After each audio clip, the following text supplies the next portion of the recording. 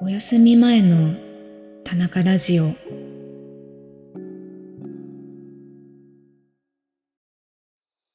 こんばんは、田中です。今回、お休み前の田中ラジオという新しいシリーズを始めることにしました。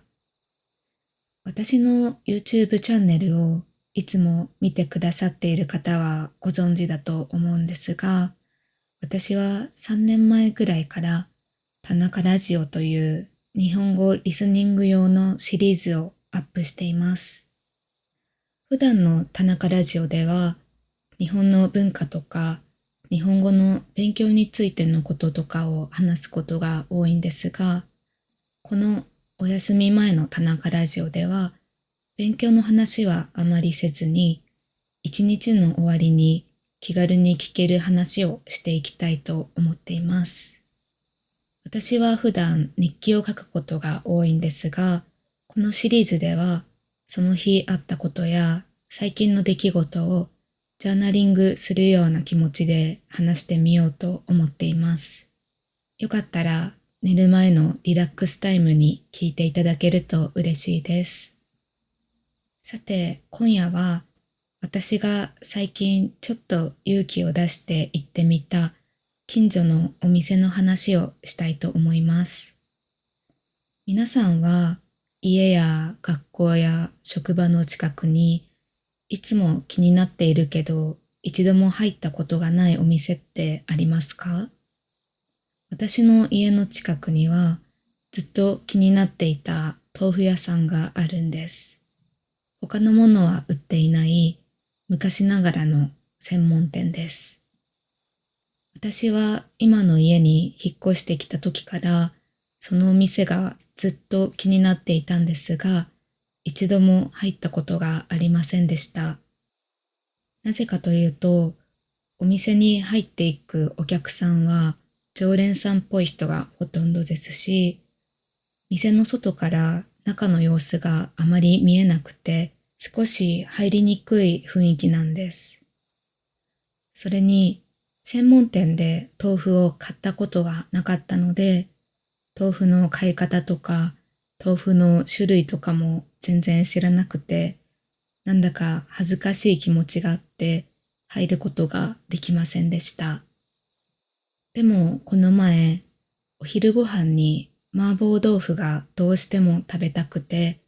ついに勇気を出してそのお店に行ってみることにしました。お店の前まで行くと、ちょうどお店のご主人が出てきました。気難しそうなおじさんを想像していたんですが、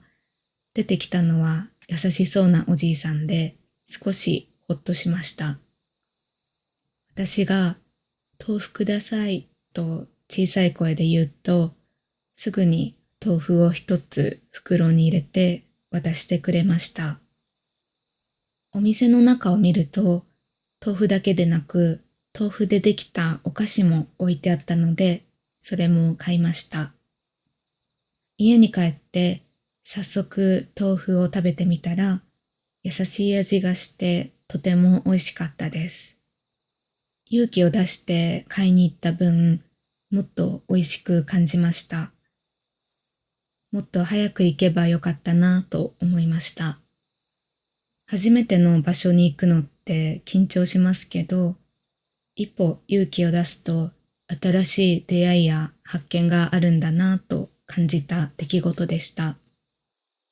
明日はまた近所を散歩して、まだ入ったことのないお店を探してみようと思います。今夜の一言。寝る前に日本語の勉強をしたい方はあまり多くないと思うので、このシリーズでは勉強の話はあまりしないつもりです。ですが、毎回のエピソードの最後に一言だけ皆さんがあまり知らなさそうな言葉を紹介しようかなと思います。寝る前に覚えた言葉は記憶に残りやすいので、ぜひこの一言だけ覚えて寝てください。今夜の一言は、常連です。常連は、あるお店によく来るお客さんのことです。例えば、あるカフェに毎日来るお客さんがいるとします。店員さんはみんなそのお客さんの顔を知っています。いつもカフェラテを頼むので、店員さんはその人が注文する前に作り始めます。そんな時、そのお客さんはカフェの常連さんです。私はさっきの豆腐屋さんにはまだ1回しか行ったことがないんですが、これからたくさん通ったら常連になれるかもしれません。はい、今夜のお話はここまでです。皆さんは今日どんな一日を過ごしましたか？日記を書くような感覚で、ぜひ寝る前にコメント欄に書いていただけると嬉しいです。